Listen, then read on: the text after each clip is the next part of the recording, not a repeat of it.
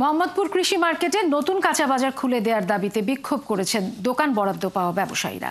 2 বছর আগে আগুনে মার্কেটের দোকানগুলো ক্ষতিগ্রস্ত হলে উত্তর সিটি কর্পোরেশন আবারও মার্কেটটি তৈরি করে। কাজ শেষে বরাদ্দ দেওয়া হলেও দোকানের কার্যক্রম স্থগিত করা হয়। ক্ষুব্ধ ব্যবসায়ীরা জানান অর্থ লগ্নি করে ক্ষতিগ্রস্ত হচ্ছেন তারা।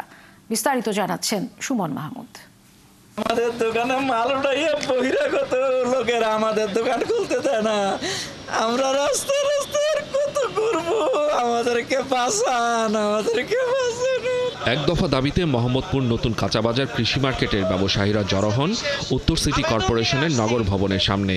তাদের দাবি ব্যবসা পরিচালনার অনুমতি দিতে হবে।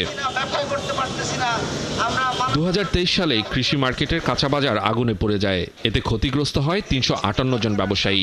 মার্কেটের কাজ শেষ হলে ব্যবসার জন্য দোকান ডেকোরেশন এবং মালামাল কিনে মজুত করেন ব্যবসায়ীরা। কিন্তু সিটি কর্পোরেশনের নাম দিয়ে কিছু লোক মার্কেটের কার্যক্রম বন্ধ করে দেয়।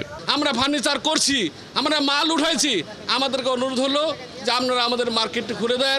আপনি তদন্ত সাপেক্ষে অতি দ্রুত আমাদের দোকানগুলি খুলে দেন। জানি না কোন অদৃশ্য শক্তি আমাদের সেই ব্যবসাটা বন্ধ করে দেয়।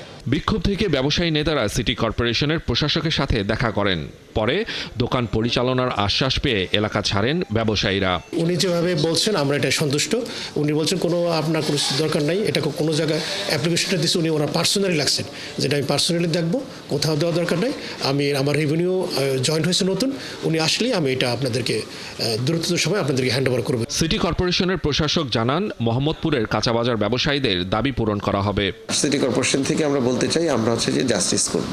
আমাদের আইন এবং নথি এবং কাগজপত্রে যেগুলো আছে সেটাকে আমরা অ্যাকনলেজ করবই। একজন ম্যাজিস্ট্রেট নিয়োগ করে দিয়েছি, তারা গিয়ে এটা বন্ধ করে প্রয়োজনে যেখানে ভাঙার দরকার ভাঙবেন, যেতটুকু গুঁড়িয়ে দেওয়ার দরকার সেটা গুঁড়িয়ে দেওয়া লাগবে, যেখানে লাল টেপ দেওয়ার দরকার সেটাকে লাল টেপ দিয়ে আপাতত এটাকে শান্তি শৃঙ্খলা বজায় রাখাটা আমার মনে হয় প্রথম কাজ।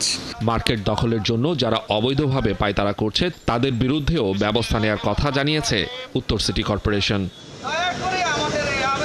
সুমন মাহমুদ, 71, ঢাকা।